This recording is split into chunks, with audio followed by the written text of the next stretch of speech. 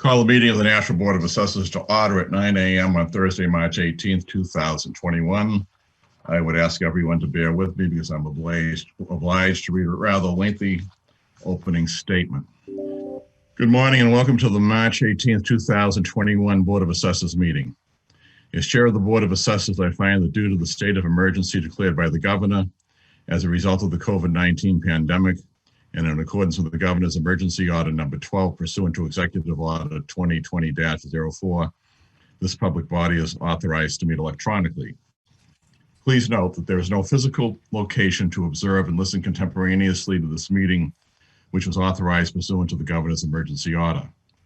However, in accordance with the emergency order, I am confirming that we are A, providing public access to the meeting by telephone, with additional access possibilities by video or other electronic means.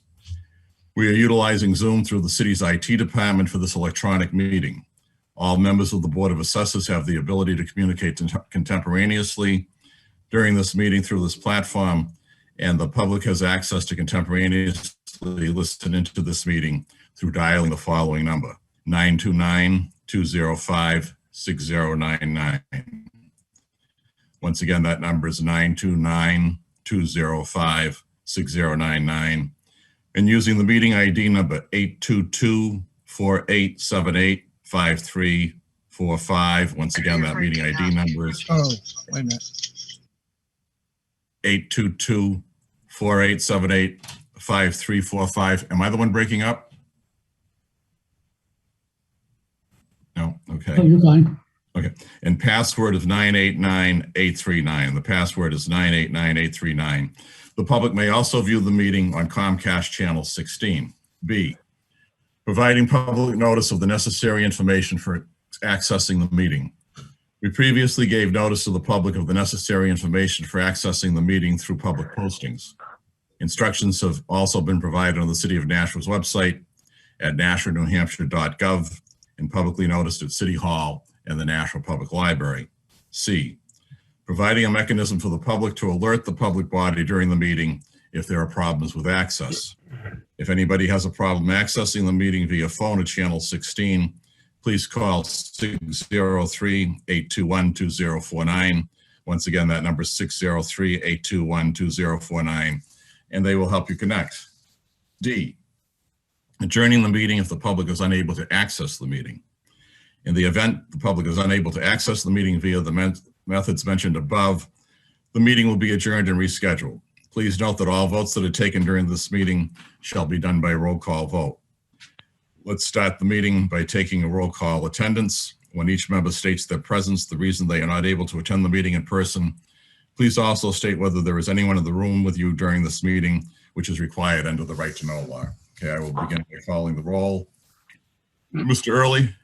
This is Robert Early, member of the Board of Assessors. I am following the Governor's executive order and joining the meeting remotely from home. There is no one here in the room with me. Mr. Bergeron. Okay. Apparently, Mr. Bergeron is absent at this time. And I'm Daniel Hansberry, member of the Board of Assessors. I'm following the Governor's order to stay home, and there is no one in the room with me. Excuse me, Chair. Yes. This is Kim Kleiner. I just wanted to inform you that CTV has informed me they have been unable to connect. Therefore, the meeting is not being aired live.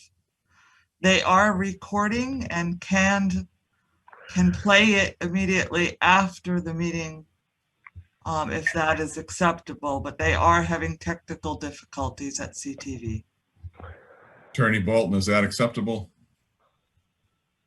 It is, as long as the phone access is maintained.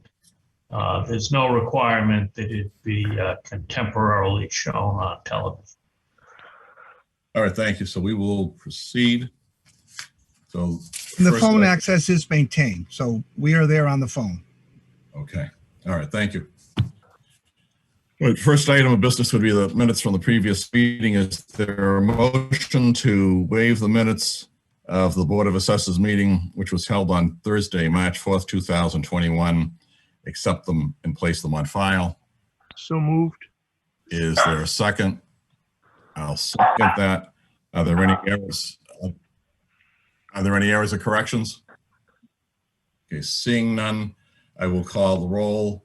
Mr. Early, Yes. Mr. Hansberry, yes. Minutes are accepted as presented. Is there a motion to waive the reading of the minutes from the non-public session of the Board of Assessors meeting, which was held on March 4th, 2021, accept them and place them on file? So moved. Is there a second? I'll second that. Are there any errors or corrections? Okay, seeing none, I will call the roll. Mr. Early, Yes. Mr. Hansberry, yes. Okay, next item is communications. At this time, I'll recognize Richard Vincent, who's the Chief Assessor for a department update. Mr. Vincent?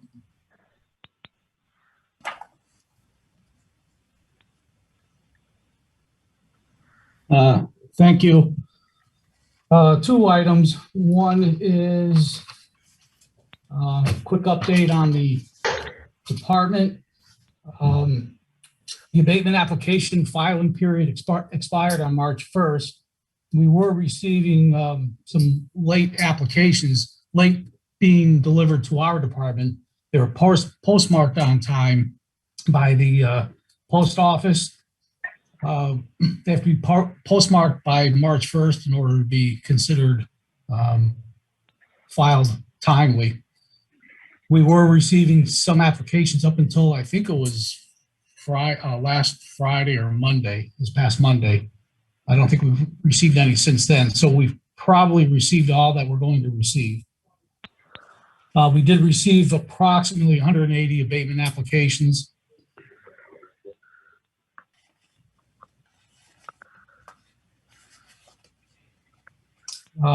We are in applications of veteran credit applications, as well as applications for charitable exemptions. That filing period expires on April 15th. We are now in our new office space, renovated office space. We've been in for about 3 weeks. We are open to the public by appointment only, and those appointments are generally limited to 15 minutes. Second item is a update by Vision Government Solutions. We have June Perry, Steve Whalen, and Mike Torello with us from Vision. And I'll let June give the presentation. Are there questions for Mr. Vincent? No. Mr. Vincent, have you had a chance to go back and look at prior years? I know I had raised this at the last meeting as far as what's a typical number of abatements to come in, abatement applications to come in? I haven't looked at that, but I will, and I'll make sure I have a number for you at the next meeting. Okay, thank you. All right, now this time I'll recognize the folks from Vision Government Solutions to address the board. Good morning, everybody. Morning, how are you? Fine, thanks. Good. So I just wanted to give everybody an update on how the reval is going. We're still in our data collection phase, as everybody knows. I know you have a copy of my status report. So we've just started Ward 8. So 2 wards to go, and the notification letters for Ward 8 went out at the beginning of March. And that's when the homeowners get a letter letting them know we're in the area, and they can expect us to be there over the next few weeks. So that's great news. So we are just about 75% complete with the measurements. We have about approximately 6,600 residential houses left to measure, and we've done approximately 18,655 measurements. So we're coming along very well on that. I'm very pleased with the progress that we're making. As far as the commercials, we have 1,173 approximately left to do, and we're 40% complete. So those are coming along. We have been focusing on the building permits pretty much 90% of our time for the last month, making sure that we're doing the callbacks on the ones that haven't been completed, as well as we get a weekly update on the ones that are just coming in. Now those ones, a lot of them aren't even started yet, but we're still going to drive by them to get an idea of what's been done as of April 1st. So we're on target with those. We've been getting them keyed and delivered to the assessor's office so that they can take a look at them. So we should be very close to our target date. Well, we will be on time, not very close. We'll be on time with getting those done. So that's good. Rick Vincent is also going to give us a list of all the building permits, just to do one final cross-check to make sure we haven't missed anything. And then as far as one last thing I wanted to mention is the data entry. So as well as us doing the exterior measurements, we've been bringing it as we finish it to our team in Hudson. They have completed right now approximately 16,500 parcels as far as the initial data entry and 19,000 images. So, you know, that's another really good part of all this is we're right on top of the data entry as well. It's not like we have all these parcels sitting there that haven't been keyed yet. So that's the whole, you know, the positive part of this is staying on top of every step of the way. So I think we're going into a really good position going into the next few months to get the job finished measured. So it's all good news on our end. Let the record show that Mr. Bergeron has joined the meeting. And Ms. Perry, when you say Hudson, you mean Hudson, Massachusetts, not Hudson, New Hampshire, correct? Yes. Yes. Questions for Ms. Perry? Mr. Chairman, Mr. Early? do we have any idea of when interior inspections might be attempted? So right now, where we are leaving it with that is where, you know, we have to wait on the city to make some decisions there as far as when things will be, the interior inspections that have been suspended, when that will be lifted. But we're hopeful, you know, with the vaccine coming out and people starting to get vaccinated, that will happen. So, but we're still in kind of a wait and hold pattern for now. We probably have another month or two to make that final decision. Other questions for Ms. Perry? Ms. Perry, what's the absolute latest date that you could make that decision and still be able to do the job the way it should be done? Well, we're thinking if we could get an initial, I think the end of August. You know, we'd have to change the scope of being able to do data collection right out and probably until the end of April, early May to finish up the callbacks. But, you know, I think that's the latest that we could do it and still make it. All right. So gives us a little bit more time. Okay, so the end of August. Okay, any other questions for Ms. Perry? So, Anything else from Vision? Anybody? No? Okay. Well, thank you very much. I appreciate it. Okay, at this time, you're welcome. And you're free to go. We're going to continue on with the business part of the meeting. So thank you very much. At this time, I'll recognize Amanda Mazerol, who has some credits that she needs to present. Ms. Mazerol? Good morning. Can you hear me? Yes. Yeah. This morning I have some veterans credits that I need approved or recommend for approval, and then 2 veterans credits with a recommendation of denial. And just to refresh our memories, what's the value of those credits? Anywhere from 500 to 2,000. And the variation is based on what? So 500 for the standard and all veterans credits, and 2,000 if they're a disabled veteran. Okay, thank you. Any questions for Ms. Mazerol? All right, is there a motion to grant the veterans credits as presented per the attached list? so moved. Is there a second? I'll second that. Is there any discussion? Seeing none, I will call the roll. Mr. Early, Yes. Mr. Bergeron, Yes. Mr. Hansberry, yes, motion is adopted. Is there a motion to deny the veterans credits as presented per the attached list? So moved. Is there a second? I'll second that. Is there any discussion? I will call the roll. Mr. Early, Yes. Mr. Bergeron, Yes. and Mr. Hansberry, yes. Motion is adopted. Does that conclude your report, Ms. Mazerow? Yes, thank you. Thank you very much. At this time, I will recognize Lindsay Monahan, who has some property exemptions that she's going to present. Ms. Monahan? Good morning. Can you hear me okay? Yes. So this morning I have 8 solar exemptions that I recommend for approval. Okay, and can you discuss how the value is determined, please? The value is based on the value of the equipment. I can't speak to how that is determined exactly. Maybe Greg or Rick could speak more to that than I could. Does somebody want to address that? I'll address it. Mr. Vincent? It's dependent on the number of panels that they have. It's essentially the size of the solar equipment that's needed to provide the electric power to the property.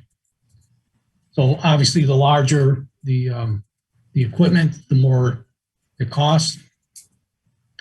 So it's based on the size of the equipment. Okay, thank you. Any other questions? No. Is there a motion to grant the solar exemptions as presented per the attached list? So moved. Is there a second? I'll second that. Is there any discussion? Seeing none, I will call the roll. Mr. Early, Yes. Mr. Bergeron, Yes. Mr. Hansberry, yes. Motion is adopted. Does that conclude your report, Ms. Monahan?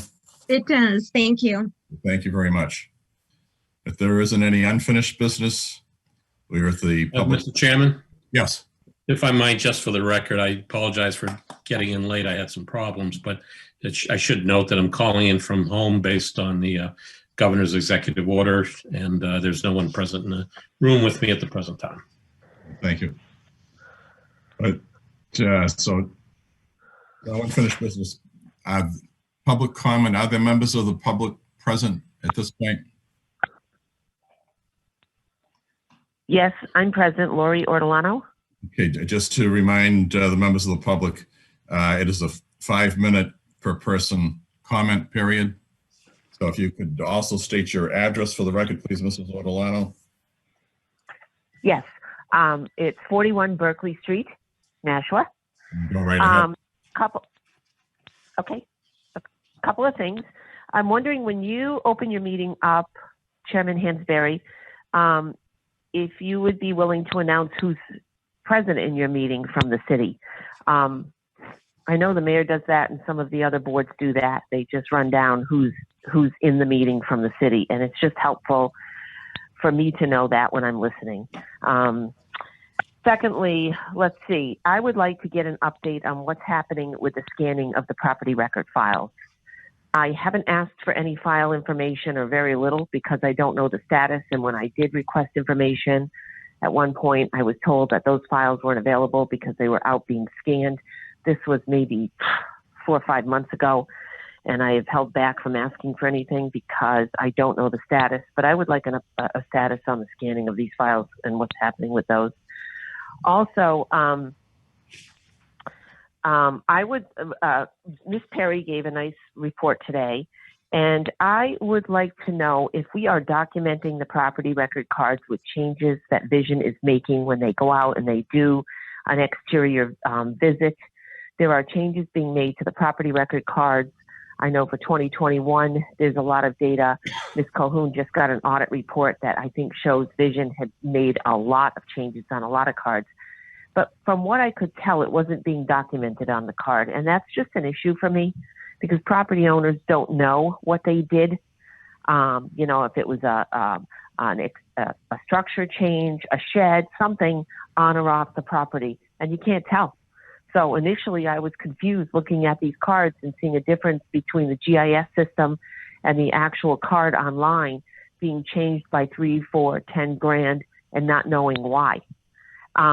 So I really think we went into this update of the opinion that we were really going to document, and we were going to document well, and cards weren't going to be changed unless there was documentation on it. And I'm not certain we're doing that. And I think we deserve that. I think we paid for it, and where we're not doing interior inspections and probably won't be doing many at all, I think the least we can do is get these cards documented.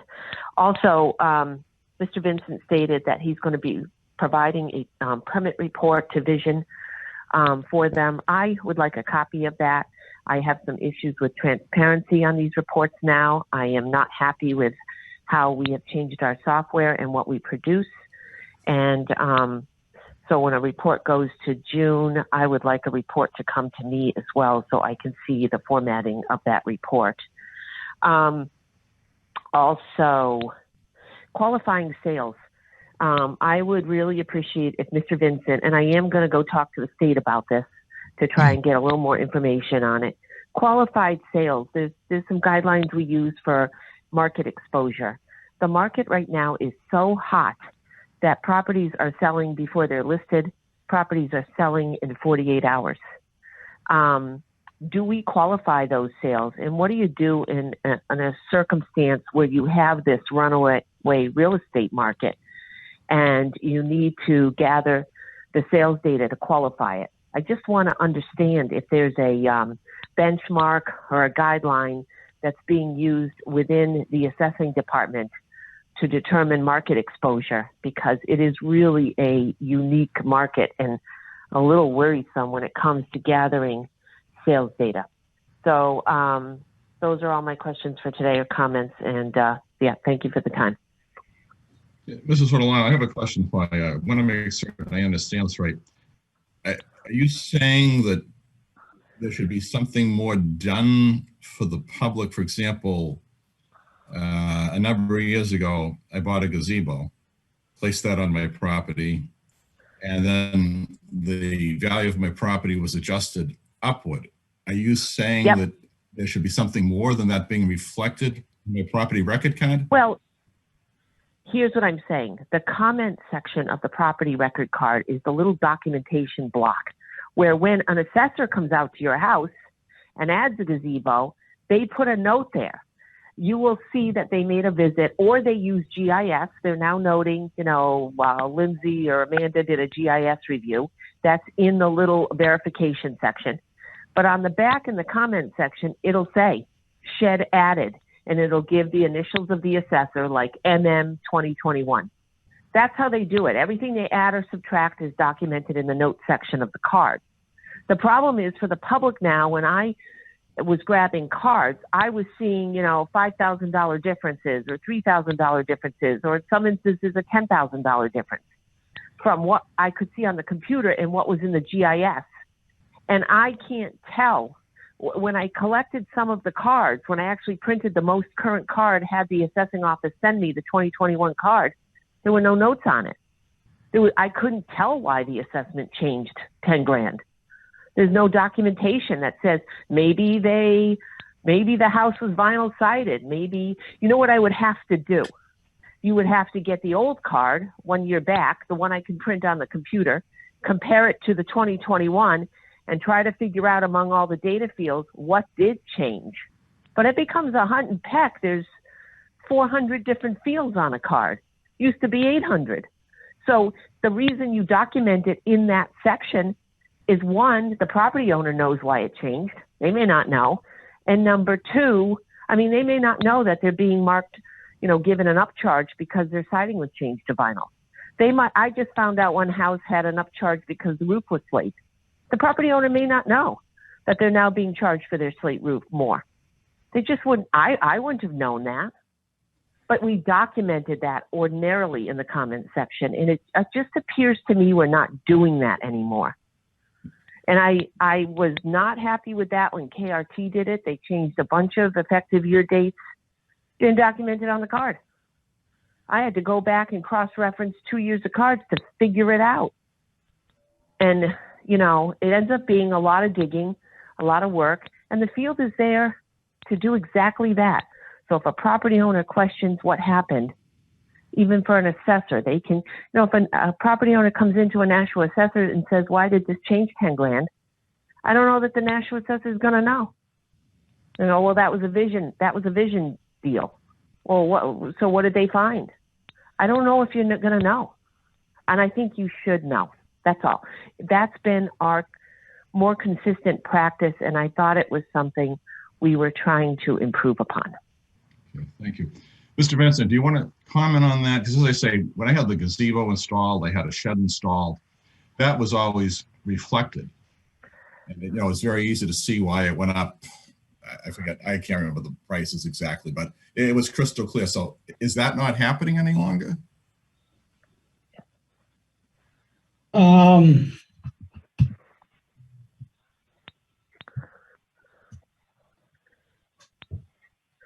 I don't believe,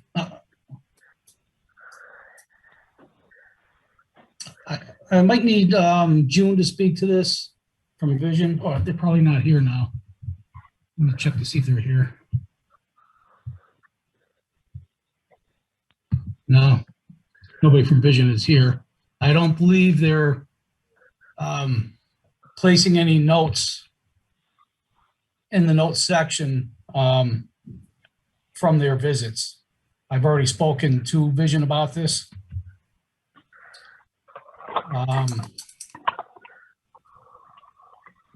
There's more to come, but I don't believe they're making any notes on their changes. Can you maybe give us an update on this at the next meeting? Sure. Thank you. Are there other members of the public present? Mr. Early, you're going to say something? Yes, could I ask Rick, when you say you spoke to them, was the intent to get them to do that, to make clarifications on the property card? Or just? Yes. That's why I spoke to them. Is there any chance we could get an update earlier than the next meeting? I mean, if it's something that they're not doing now, I don't want to wait for 3 weeks to go by before the next meeting, and if they're continuing to not do that. Yeah, I can send something out within a few days. That'd be good. Okay. Any other questions from members of the staff? Okay. Are there any other members of the board present that would like to address the board? Laura Cahoon. And could you state your address, please? It's Laura Cahoon at 30 Greenwood Drive. Go right ahead. Thank you. Thank you. Why does the City of Nashua Board of Assessors not enforcing compliance with the New Hampshire state laws to make sure that our assessing department is following the RSAs? The RSA 79-5-4 requires city officials to create a list of all current use land and their owners. This list is part of the invoice that goes into the public record of tax assessed and is subject to public inspection as provided by RSA 76-7. Therefore, this information should be released to the public upon request. However, our assessing department states that they have no such list. So my question is, why not? This is another case where Attorney Broughton can cite a revised ordinance that allows the Board of Assessors to not follow state law, as Attorney Bolton has cited to the BTL in a recent letter regarding RSA 76-16, the review of abatement applications by the Board of Assessors. If the legal office is advising the board not to comply with the law, as a matter of transparency, please provide the public with information on this. I expect the City of Nashua Board of Assessors to fix this failure to comply with the state laws immediately. List required by law should not be ignored, as these are a perfect 91A example of public documents that allows the public oversight on city government. the best way to have the best assessing office in the state of New Hampshire is with full transparency, is to follow state laws. The mayor and the city attorneys are waving a piece of paper with a table printed on it to show that Nashua has the most transparent assessing office in the state. The actual documents the public is able to obtain is what determines real transparency, not check boxes on a table. Please order the office to follow the laws and produce the list. Thank you. Thank you. Mr. Chairman, Yeah, Attorney Bolton? what you just heard as far as my office or my personal activities, not a word was true. I have never advised this board or the assessing department not to follow the law. You're breaking up at the start, Attorney Bolton. I have never waved a piece of paper and. Can you repeat that, Attorney Bolton? You broke it.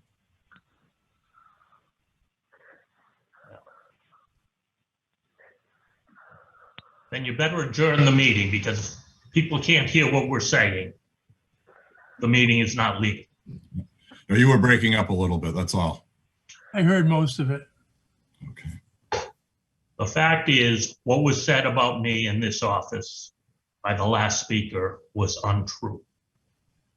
That is not true, Mr. Bolton, and you know it. Because I went to you with an RSA. Cocahoon, you're out of order. You had completed your remarks. All right.